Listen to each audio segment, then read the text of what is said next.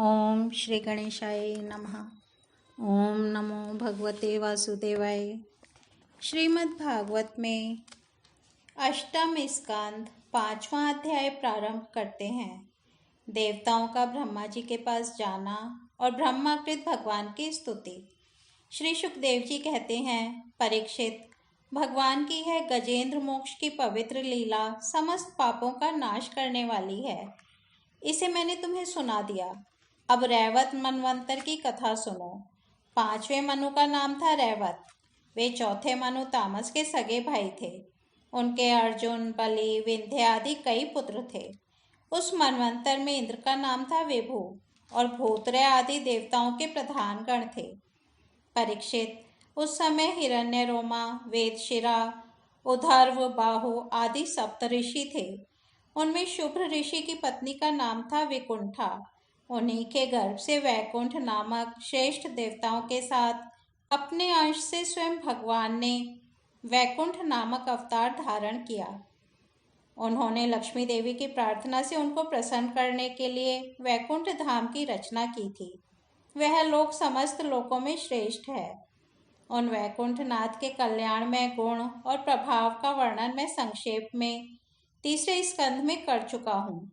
भगवान विष्णु के संपूर्ण गुणों का वर्णन तो वह करे जिसने पृथ्वी के परमाणुओं की गिनती कर ली हो। छठे मनु चक्षु के पुत्र चाक्षुष थे। उनके पुरु, पुरुष, सुद्युमन आदि कई पुत्र थे। इंद्र का नाम था मंत्रद्रुम और प्रधान देवगण थे आप्य आदि। उस मनवंतर में हविष्यमान और वीरक आदि सप्तऋषि थे। जगतपति भगवान ने उस समय भी वैराज की पत्नी संभूति के गर्भ से अजित नाम का अंशावतार ग्रहण किया था। उन्होंने ही समुद्र मंथन करके देवताओं को अमृत पिलाया था तथा वे ही कच्छप रूप धारण करके मंद्राचल की मथानी के आधार बने थे।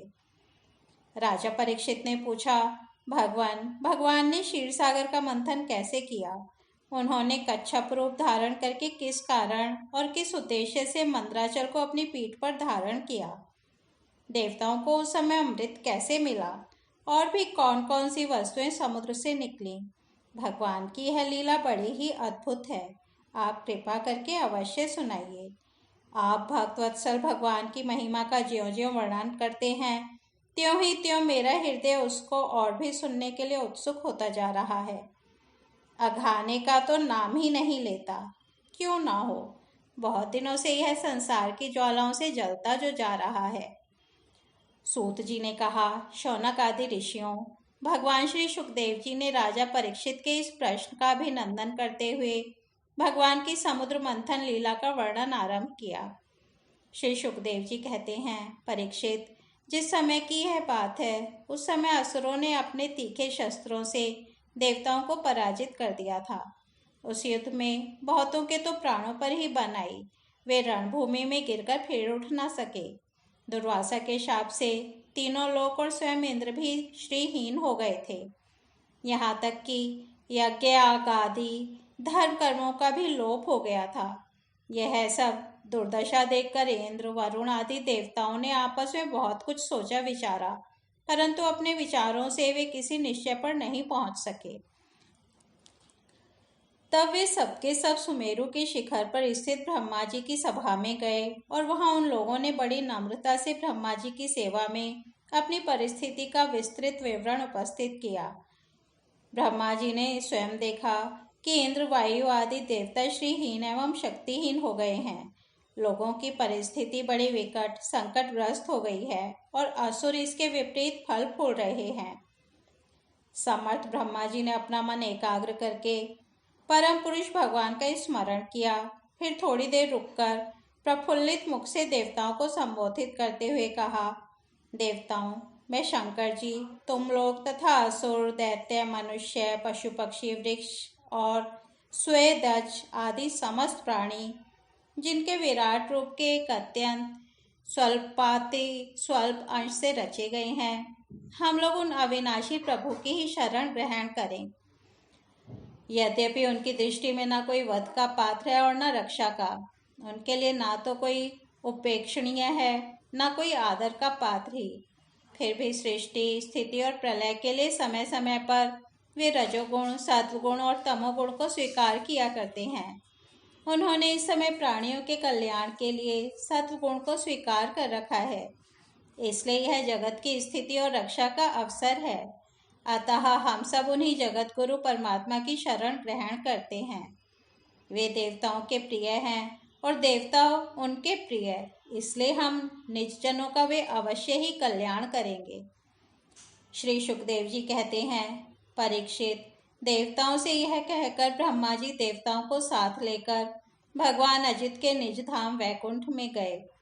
वह धाम तमोमयी प्रकृति से परे है।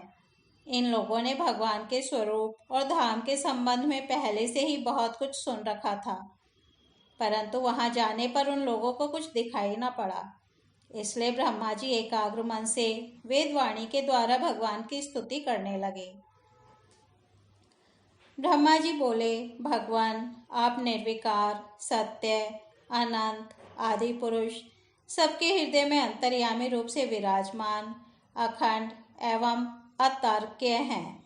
मन जहाँ जहाँ जाता है वहाँ वहाँ आप पहले से ही विद्यमान रहते हैं। वाणी आपका निरूपण नहीं कर सकती। आप समस्त देवताओं के आराधनीय और स्वयं प्रकाश हैं। हम सब आपके चरणों में नमस्कार करते हैं। आप प्राण, मन, बुद्धि और अहंकार के ज्ञाता हैं। इंद्रियां और उनके विषय दोनों ही आपके द्वारा प्रकाशित होते हैं। अज्ञान आपका स्पर्श नहीं कर सकता। प्रकृति के विकार मरने जीने वाले शरीर से भी आप रहित हैं। जीव के दोनों पक्ष, अविद्या और विद्या, आप में बिल्कुल ही नहीं है। आप अविनाशी और सुख स्वरूप हैं। सत्ययुग, त्रेता और द्वापर में तो आप प्रकट रूप से ही विराजमान रहते हैं। हम सब आपकी शरण ग्रहण करते हैं। यह शरीर जीव का एक मनोमय चक्र, रथ का पहिया है। 10 इंद्रियां और 5 प्राण, ये 15 इसके अरे हैं। सत्व, रज और तम, ये 3 गुण इसकी नाभि हैं। पृथ्वी, जल, तेज, वायु, आकाश, मन, बुद्धि और अहंकार, ये 8 इसमें नेमी पहिए का घेरा है। स्वयं माया इसका संचालन करती है और यह बिजली से भी अधिक शीघ्रगामी है। इस चक्र के धुरे हैं स्वयं परमात्मा। वे ही एकमात्र सत्य हैं।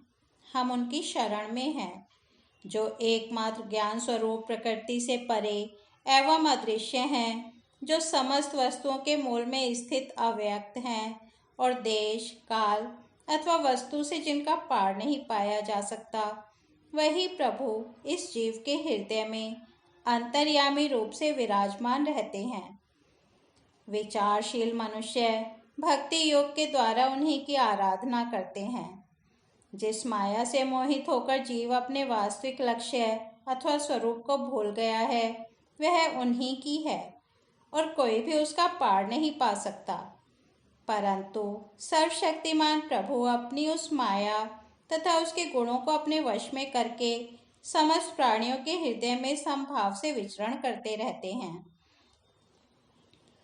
जीव अपने पुरुषार्थ से नहीं, उनकी कृपा से ही उन्हें प्राप्त कर सकता है।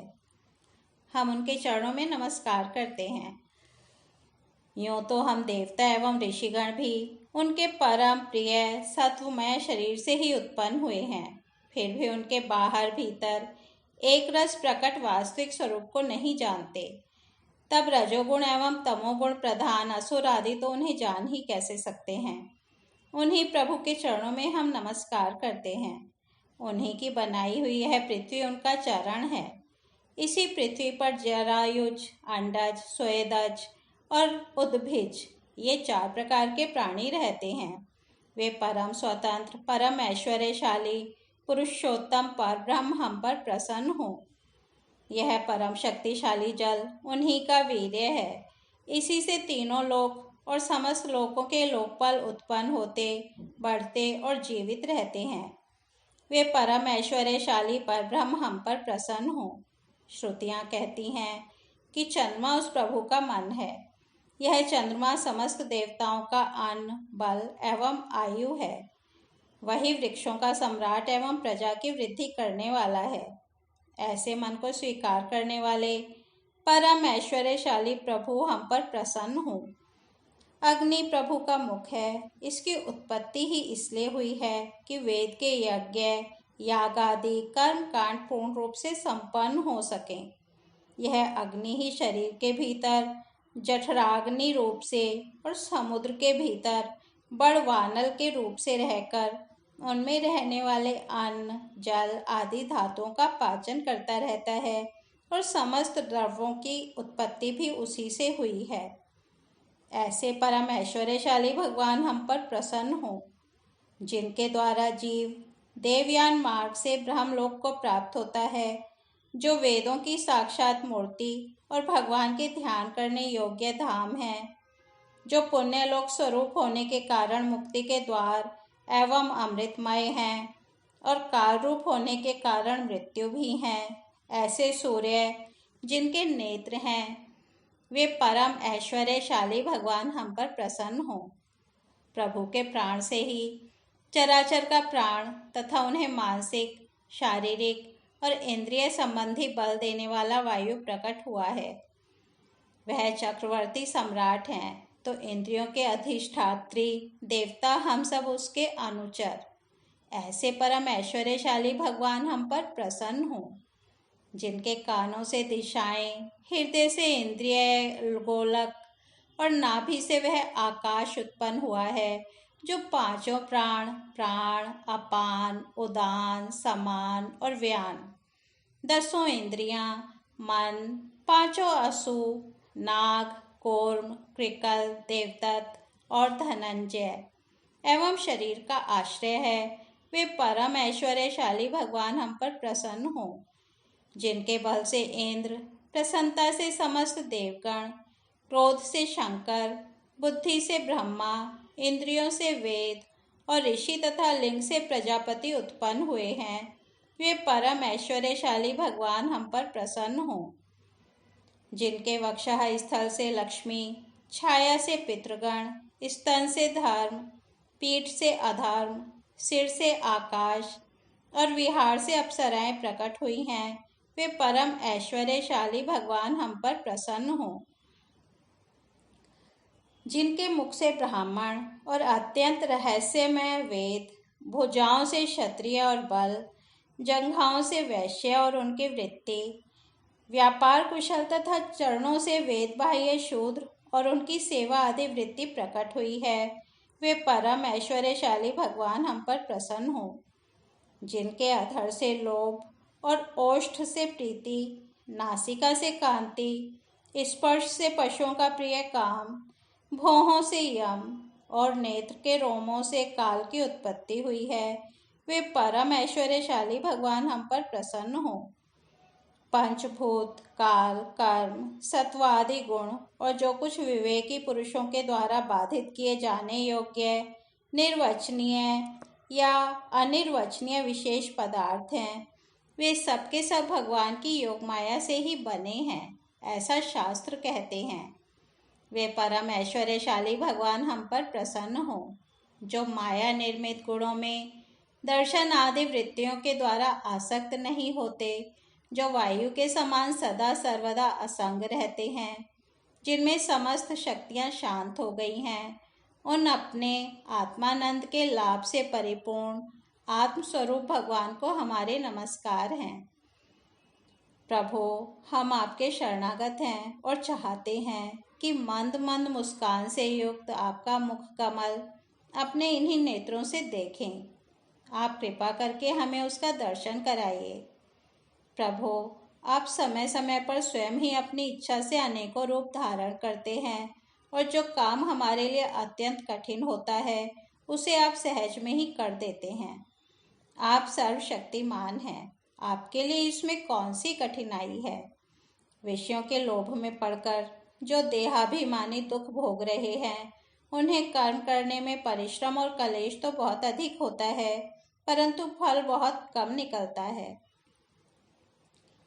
अधिकांश में तो उनके विफलता ही हाथ लगती है, परंतु जो कर्म आपको समर्पित किए जाते हैं उनके करने के समय ही परम सुख मिलता है। वे स्वयं फल रूप ही हैं।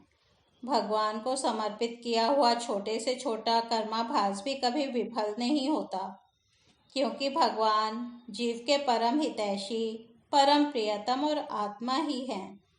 जैसे वृक्ष की जड़ को पानी से सींचना और उसकी बड़ी बड़ी शाखाओं और छोटी छोटी डालियों को भी सींचना है, वैसे ही सर्वात्मा भगवान की आराधना संपूर्ण प्राणियों की और अपनी भी आराधना है, जो तीनों काल और उससे परे भी एक रस स्थित हैं, जिनकी लीलाओं का रहस्य तर्क वितर्क के परे है, जो स्वयं गुणों से परे रहकर भी सब गुणों के स्वामी हैं तथा इस समय सत्वगुण में स्थित हैं।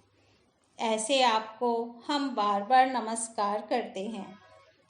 इस तरह श्रीमद् भागवत में अष्टम स्कंध 5वां अध्याय समाप्त होता है। कल हम 6ठा अध्याय देवताओं और दैत्यों का मिलकर समुद्र मंथन के लिए उद्योग करना सुनेंगे। तब तक हम यहीं विराम देते हैं। हरि ओम तत्सत।